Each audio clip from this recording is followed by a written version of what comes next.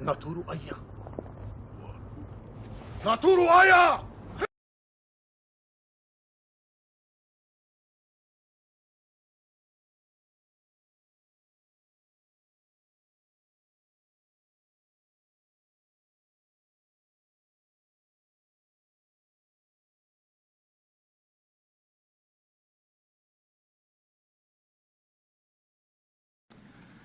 If there are any among this people who should ever apostatize, prepare your backs for a good whipping.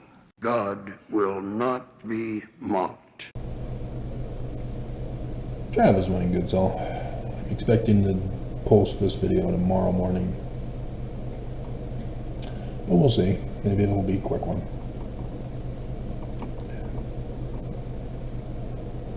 Section 93, verse 26, starting at verse 26. The Spirit of God, of truth, is of God. I am the Spirit of truth. And John bore record of me, saying, He receiveth a fullness of truth, yea, even of all truth. And no man receiveth a fullness unless he keepeth his commandments. And he that keepeth his commandments receiveth light and truth, until he is glorified in truth, and knoweth all things. Man was also in the beginning with God. Intelligence, or the light of truth, was not created or made, neither indeed can be.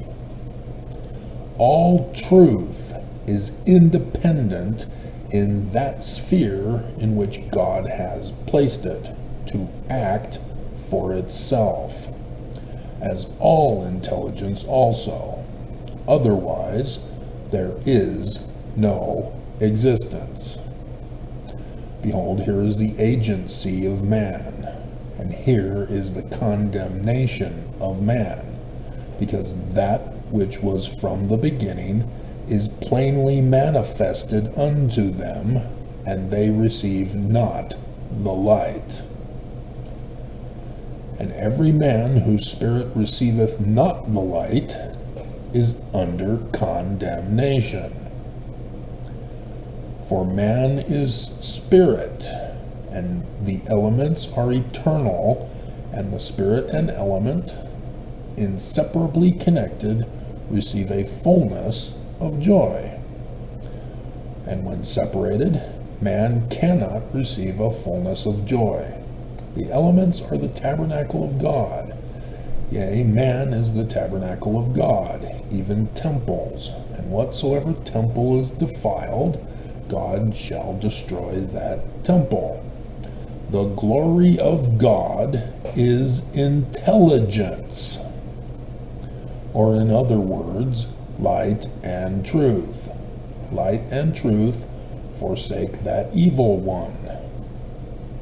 Every spirit of man was innocent in the beginning, and God, having redeemed man from the fall, men become again in their infant state innocent before God. And that wicked one cometh and taketh away light and truth through disobedience from the children of men, and because of the tradition of their fathers. But I have commanded you to bring up your children in light and truth.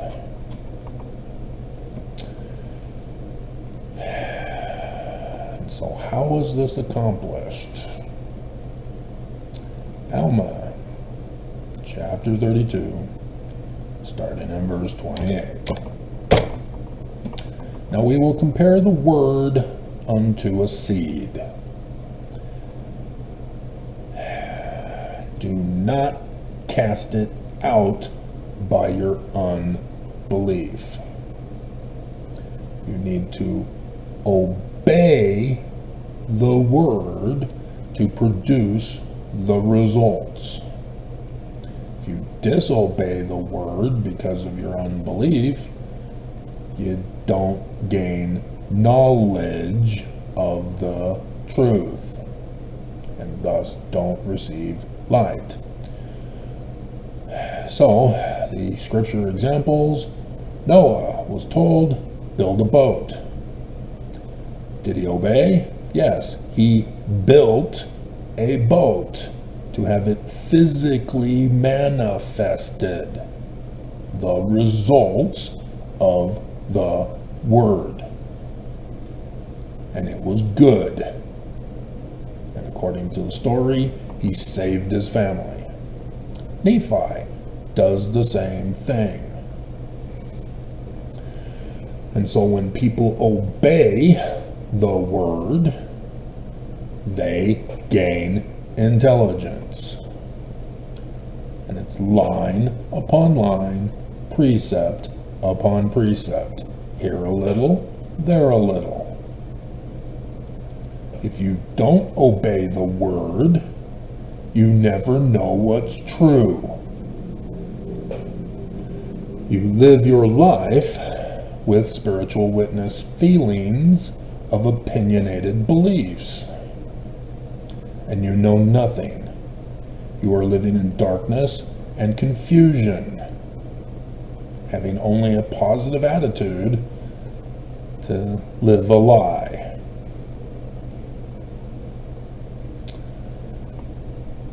And so, the Book of Mormon tells us it's Jewish. Mormons don't believe it, and thus they get stupid. They don't become intelligent because they don't run the test on the Book of Mormon or Joseph Smith or the whole Bible as Jewish. Only that test and that test alone, because they say they're Jewish, will you gain intelligence and learn the truth. If you use the dark confusion of Christianity, you remain in darkness and confusion. Real simple doctrine.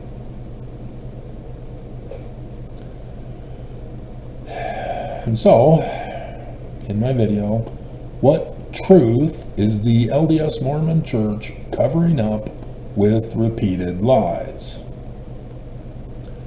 First, you need to understand that the church is lying to you. How do you know they're lying? Well, you gotta know their words and run the test. The results will tell you. And once you know the truth, then if anybody else tries to repeat those same words that you know are false, then you know it's automatically false. You don't need to keep testing the same word over and over again just because somebody else said it. So every single Mormon that tells me that Jesus is the Christ, I already know it's false. So I don't need to run the test. It's already confirmed in an established eternal law of fact. False. But Jared Fitzgerald demonstrates the darkened confusion of being a member of the Church of Jesus Christ of Latter-day Saints. When he asks on that video, where is this Sister Jessica leak of Oaks talking about election tampering? Why is this the only video you came to? I keep complaining about the errors of YouTube. I leave something out in one video, and all hell breaks loose as Mormons demand I prove with evidence. When they themselves don't even bother. You can't use that argument against apostate, anti-Mormon, antichrist corahors. because you have to do it too before you can judge other people for not doing it. Because if you're not doing it, you can't judge other people for not doing it. That becomes a payment of mote, you dumbass. God. I was so enjoying them being on vacation. They're back. Back from the weekend. And so, yeah, if you do something that causes harm to somebody else, taking away agency, taking away life, liberty, and property, you're bad. You're not true. The person who just cyber terrorized me online is bad. He's not true. He is following the orders of a religion that is not true. Real simple test. And so, again, I have to repeat the information that I've said multiple times and had pictures made and put in numerous videos to remind people who follow me. And it's just appalling that everybody just doesn't give a damn.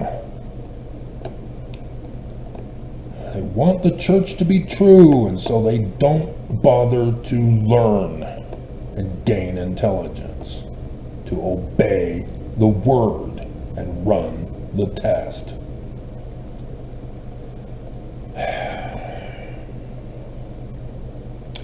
So, we start with Joseph Smith's second vision,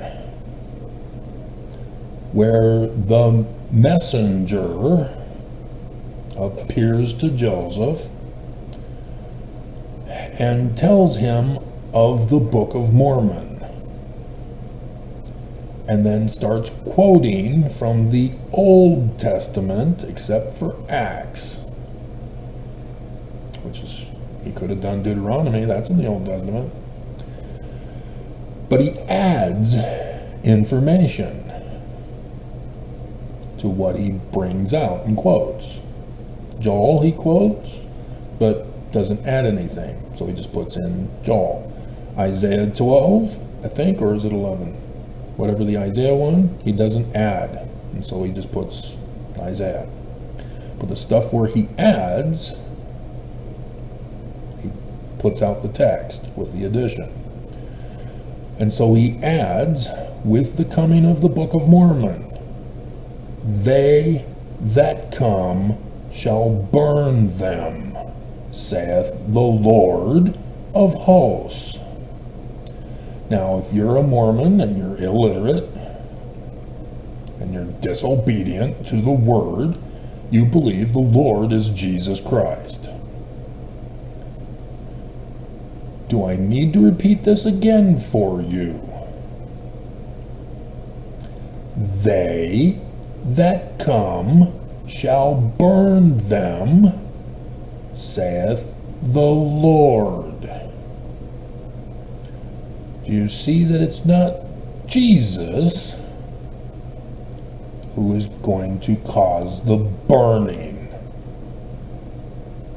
which you believe is a second coming? But the prophets of this church tell you Jesus' coming is going to be with burning. And you better pay your tithing. Judge them by their word. They are false prophets. They are blaming Jesus for what they would have to do to have it happen.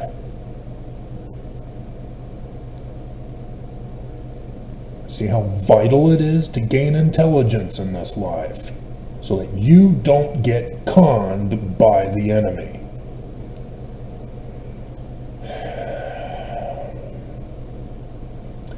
Then, shortly after that, because it was 1838, Thomas B. Marsh sends an affidavit to Governor Boggs of Missouri and tells them of what he witnessed and what they told him. And he was told that they, who were members of Joseph's church, calling themselves true Mormons, called Danites, and it was their intention to overthrow the United States and the world in the future. And so what they did in 1838 was an exact same pattern match for their latter-day plot, to be they that come shall burn them.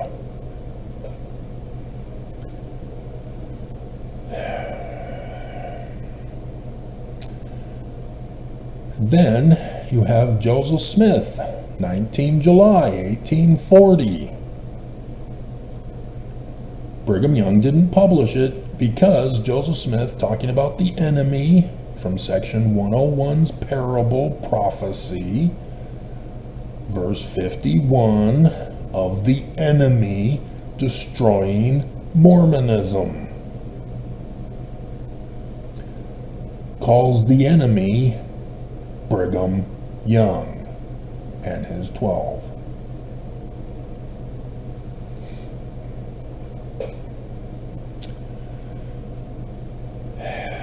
And so we then get to Joseph Fielding Smith Sr., whom I found in the way to perfection, his words about the latter days, and is talking about Jesus being the one to blame, not the true Mormon Danites of 1838. But it's the exact same pattern of their threat that they caused in 1838 and wanted to do in the future to America. And so he tells about Adam on Diamond, which was the secret headquarters of the true Mormon Danites, and says that there will be a meeting held there, but it will be a secret combination. No one is supposed to know about it. And at that meeting, Jesus is going to be given the keys of government from not just the United States of America, Lucifer, but the leaders of all countries. That's an insurrection coup. And he's saying it's going to be Jesus.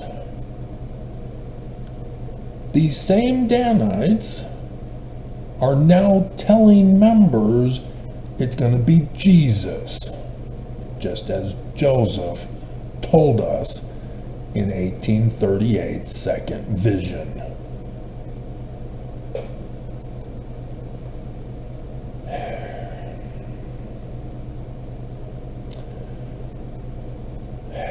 And so, understanding this, Sister Jessica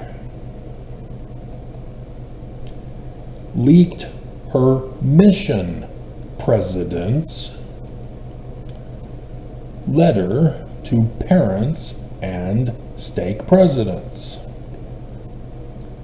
who leaked Oakes's talk to mission presidents in Las Vegas, Nevada, Saturday, March 14th, 2020. Before everything hit the fan that year. That was my big year too. And every Mormon missed it. And so in this background context of the word having been tested. We now know the truth. This church is the enemy. They are the ones plotting to overthrow the government. And so Oakes tells them 2020 is not going to be the end of the world, but merely a test, a trial run. 200 years, and Oakes is leaking that he is responsible for running a test to coup the government in 2020.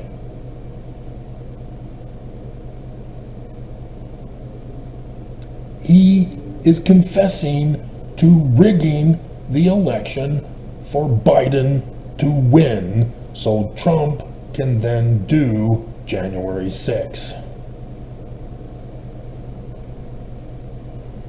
And so that's why I keep going over with you lately 3 Nephi chapter 7. It was supposed to be in 2021. They failed. The test failed. So now they're rebooting it with this recent election. And he's saying it's a trial run for the second coming this year. But we now know these true Mormon Danites are the ones who caused it. And here he says, he confesses it. Oakes is the one who's causing it. And he's still blaming Jesus.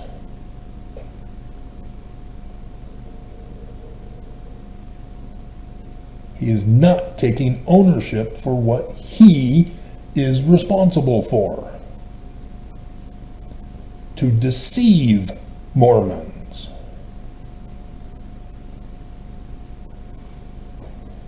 And so the video I did earlier today, which may be tomorrow,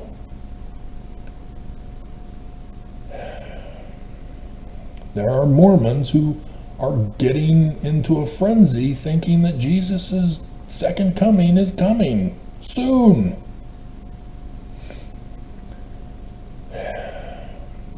And they don't get it because they're living in darkness and confusion rather than the light of intelligence.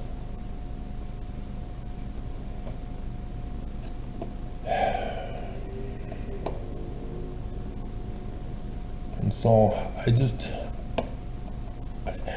how do I save Mormons who refuse to come into the light?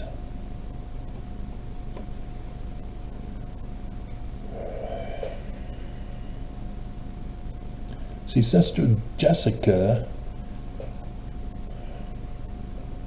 doesn't have a clue of what she did. And she's the best kind to leak stuff.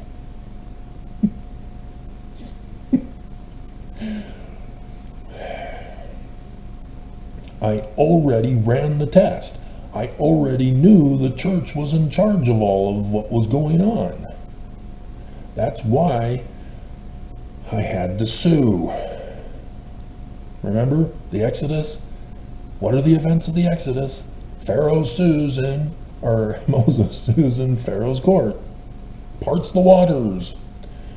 Dry land appears. Talking to the elders of the 70. I did it all.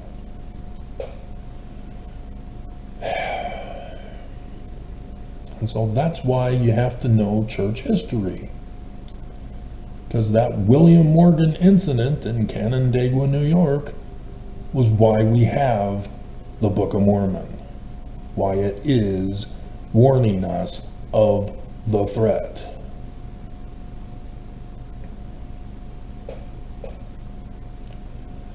And Mormons are choosing to live in ignorance and disobedience, being under condemnation for not obeying the Book of Mormon.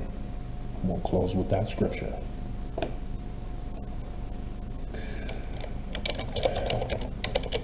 Because it also uses condemnation. 157. What the hell?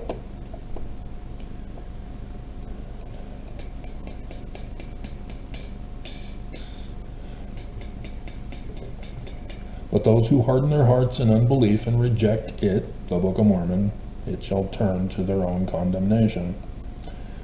That's how. Section 10, and thus he has laid a cunning plan, thinking to destroy the work of God. Like I told you, this church is going to destroy the Book of Mormon and Joseph Smith. The destruction of the church of Mormonism is to destroy Joseph Smith and the Book of Mormon, even though they're talking about Martin Harris with the 116 pages. But I will require this at their hands, and it shall turn to their shame and condemnation in the day of judgment. Right now.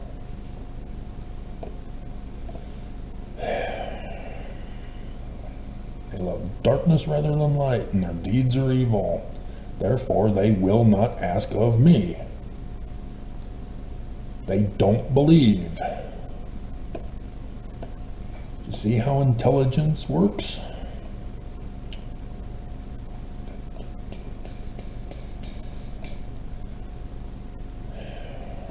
I think it's the New Covenant condemnation, something like that.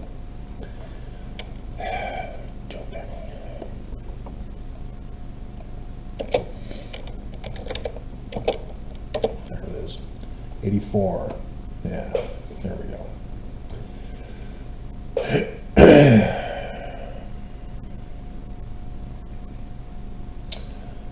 Let's see.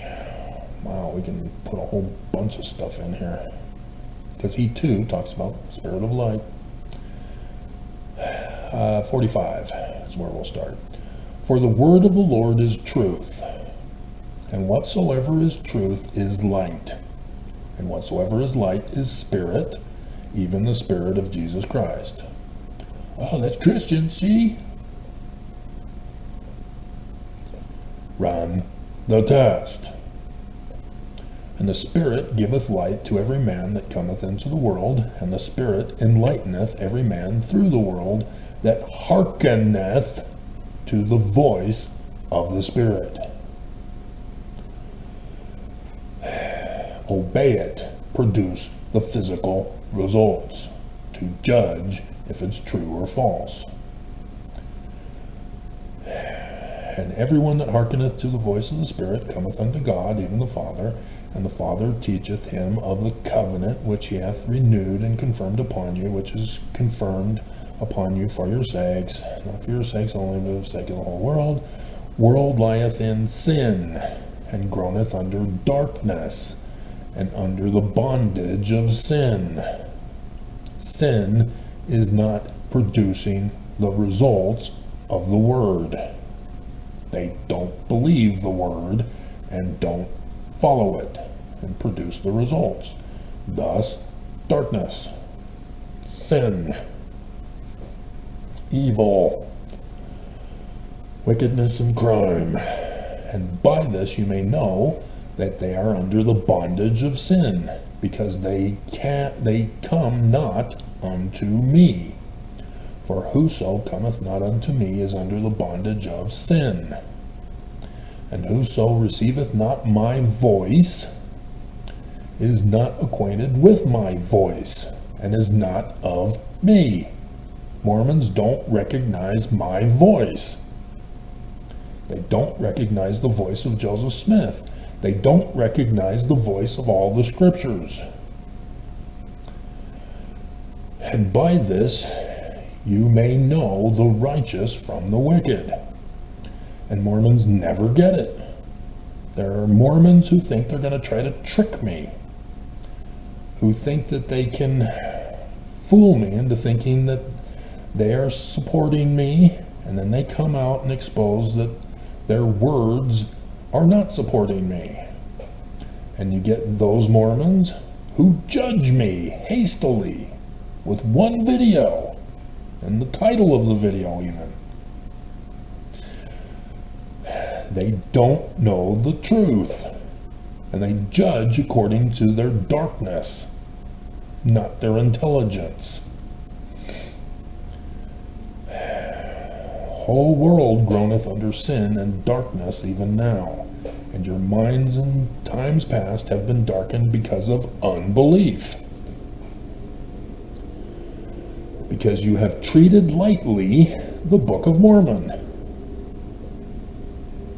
and probably even the 1835 Doctrine and Covenants, or is it just the Book of Commandments?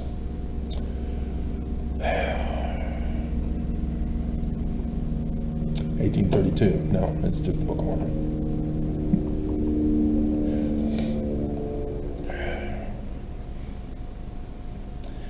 Which vanity and disbelief have brought the whole church under condemnation. And this condemnation resteth upon the children of Zion, even all, and they shall remain under this condemnation until they repent. Come unto me, turn your path, change your mind, whether it's Greek or Hebrew, and remember the new covenant, even the Book of Mormon, and the former commandments, which were not published into a book yet, which I have given them, not only to say, but to do. Don't give lip service. Do it. Produce the results. To that which I have written, that they may bring forth fruit. Meat for their Father's kingdom. Otherwise there remaineth a scourge and a judgment to be poured out upon the children of Zion. For shall the children of the kingdom pollute my holy land? Verily I say unto you, nay. You will not sneak into Zion, because I will know you by your words. I have already run the test.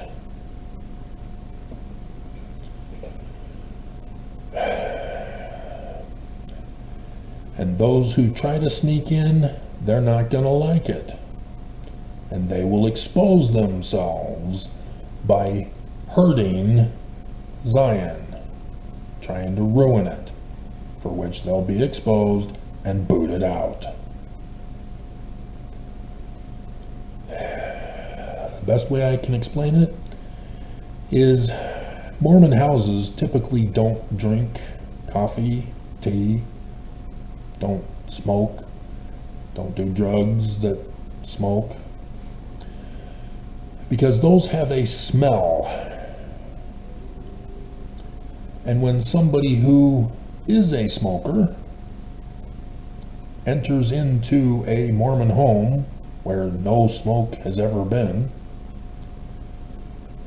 that smoker smells very bad.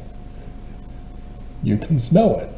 You can smell he's been drinking, he's been smoking, because the place is void of all such. Whereas if you yourself are a smoker, you are likely not to recognize the smoke of another person.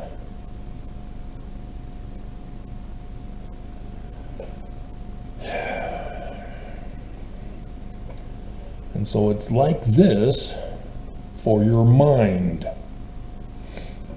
If you are a person who disobeys the word and has never produced the fruit to know truth, you can't stand people who know the truth. And you make up name calling for them to try to tear them down when you're the one who's stupid. To try to make yourself feel better because you're not intelligent. You've wasted your life not running the test to learn the truth. And now it's even worse in these latter days as AI is lying and spreading lies in public school systems, social media, news outlets, government leaders, and religious leaders.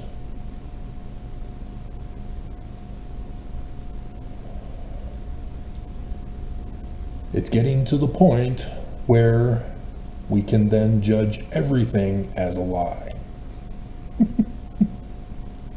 That nobody will ever speak the truth. Because nobody is running the test to find out what the truth is. And so everybody remains in darkness. Everybody remains in confusion. And this results in a dark ages where superstition, fear, jealousy, envy, greed takes over. And it becomes a survival of the fittest. Because everybody is lying, everybody's trying to cheat you, everybody's trying to steal or hurt you.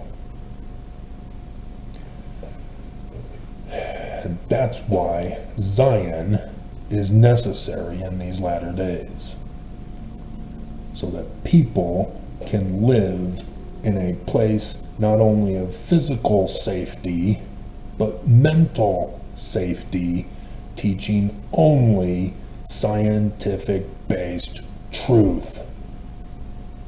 No psychology, no Christian religion, no lies.